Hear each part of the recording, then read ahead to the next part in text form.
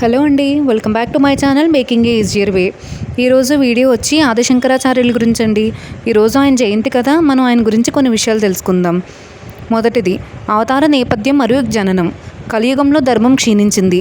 అధర్మం పెరుగుతున్న సమయంలో సనాతన ధర్మాన్ని ఉద్ధరించడానికి శివుడే స్వయంగా శంకరుడిలా అవతరించారని పురాణాలు చెబుతున్నాయి. తల్లిదండ్రులు.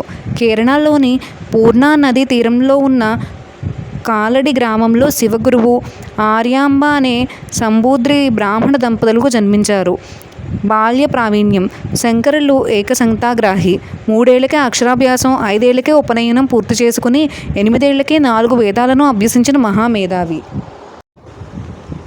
బాల్యంలోని అద్భుతాలు. కనకధార స్తోత్రం. ఒక పేద బ్రాహ్మణుని ఇంట భిక్షాటనకు వెళ్ళినప్పుడు ఆ ఇల్లాలు తన వద్ద ఏమీ లేకపోవటం ఒక ఎండిన ఉసిరికాయనే భిక్షగా వేసింది. ఆమె దరిద్రాన్ని చూకి చలించిన శంకరులు శ్రీ మహాలక్ష్మిని ప్రార్థింపగా ఆ ఇంట బంగారు ఉసిరికాయల వర్షం కురిసింది. పూర్ణా నది మళ్లింపు. వృద్ధురాలైన తన తల్లి స్నానం కోసం నది వరకు వెళ్ళలేకపోతుంటే తన తపోబలంతో పూర్ణా నది మార్గాన్ని ఇంటి ముందుకే మళ్లించారు. సన్యాస స్వీకరణ. ముసలిఘట్టం. శంకరులు చిన్నతనంలోనే సన్యాసం తీసుకోవాలనుకున్నారు. కానీ తల్లి ఒప్పుకోలేదు. ఒకరోజు నదిలో స్నానం చేస్తుండగా ఒక ముసలి ఆయన కాలు పట్టుకుంది. అమ్మా, నేను సన్యాసం స్వీకరించడానికి అనుమతిస్తేనే ఆ ముసలి నన్ను వదులుతుంది అని కోరారు. ప్రాణాపాయ స్థితిలో ఉన్న కొడుకును రక్షించుకోవటానికి ఆమె సరేననగానే ముసలి మాయమైంది. ఆ రోజే ఆయన ఆతుర సన్యాసం స్వీకరించి దేశాటనకు బయలుదేరారు. గురువు దర్శనం మరియు కాశీయాత్ర. గోవింద భాగవత్పాదులు.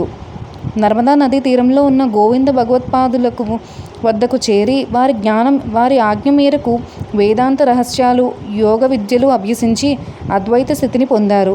చండాల రూపంలో శివుడు. కాశీలో శంకరులు శిష్యులతో వెళ్తుండగా ఒక చండాలుడు ఎదురుపడ్డాడు.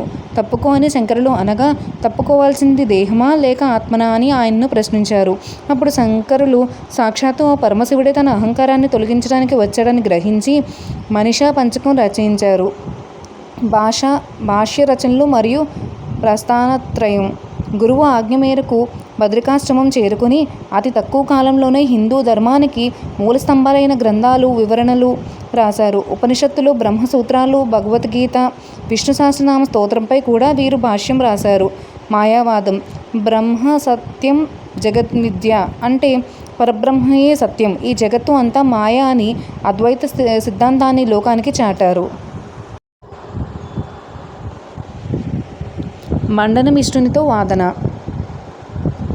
కర్మకాండలే ప్రధానమని నమ్మే పండితుడు మండనమిష్టుడికి శంకరులు వాదనలో ఓడించారు. ఆ వాదనలకు మధ్యవర్తిగా మండనమిష్టుని భార్య ఉభయభారతి వ్యవహరించింది. ఆమె వేసిన ప్రశ్నలకు సమాధానం ఇవ్వటానికి శంకరులు పరకాయ ప్రవేశం చేసి గృహస్థ జీవితంపై అవగాహన పెంచుకుని తిరిగి వచ్చి ఆమెను కూడా ఒప్పించారు.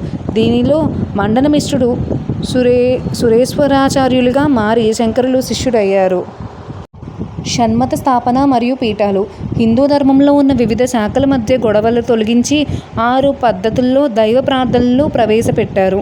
శైవం అంటే శివుడు, వైష్ణవం అంటే విష్ణువు, శాక్తేయం అంటే శక్తి, శౌర్యం అంటే సూర్యుడు, గణాపత్యం అంటే గణపతి, కౌమారం అంటే కుమారస్వామి.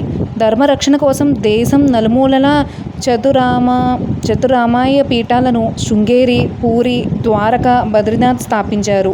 తల్లికి ఇచ్చిన మాట. సన్యాసం తీసుకునే సమయంలో తల్లికి ఇచ్చిన మాట ప్రకారం ఆమె మరణవార్త విని కాలడి చేరుకున్నారు. సన్యాసులకు దహన సంస్కారాలు చేసే అధికారం లేదని స్థానికులు అభ్యంతరం చెప్పినా తన తపోబలంతో ఇంటి వెనుకే చితిని వెలిగించి తల్లికి అంతిమ సంస్కారాలు నిర్వహించి మాతృభక్తిని చాటుకున్నారు. మహాసమాధి.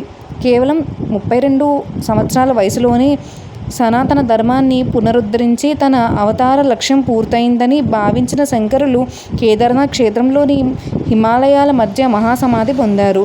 జగద్గురువు ఆదిశంకరాచార్యులు జయంతి సందర్భంగా ఈ చరిత్రాన్ని స్మరించుకోవటం మనందరి అదృష్టం. ఇలాంటి మహానుభావుడి జీవితం మనకు మార్గదర్శకం.